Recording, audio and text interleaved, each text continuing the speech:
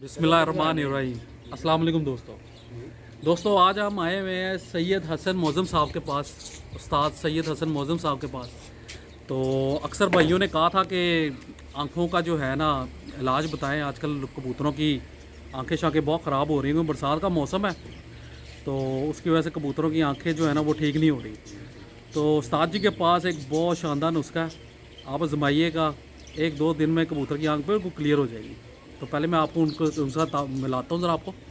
जी अस्सलाम वालेकुम उस्ताद जी। हाँ जी, वालेकुम सलाम। कैसे हैं आप? ठीक ठाक है? जी शामिल, आप ठीक हैं जी? हाँ जी बिल्कुल ठाक। ये साथ हमारे साथ शाह जी भी बैठे हुए हैं, आप जानते हैं इनको।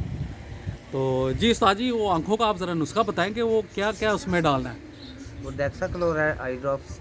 डेक्साक्लोर आई ड्रॉप, ठीक है। और डॉक्सी का कैप्सूल। डॉक्सी का, हाँ जी, डॉक्सी। डॉक्सी का कैप्सूल। डॉक्सी का कैप्सूल वो 20 सीसी पानी में घोल लें, 10 सीसी सुबह, 10 सीसी शाम।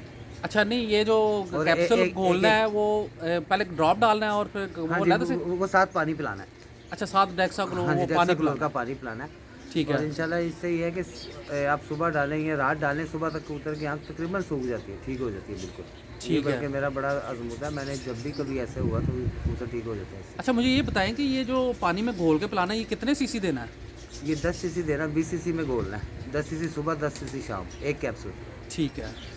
और इसके अलावा कोई एहतियात जो? बस कुछ भी नहीं, बाकी ये है कि वो रात का पानी चेंज करते रहें तो नहीं होती आँखें खराब। ठीक है, ठीक, बहुत शुक्रिया। Thank you.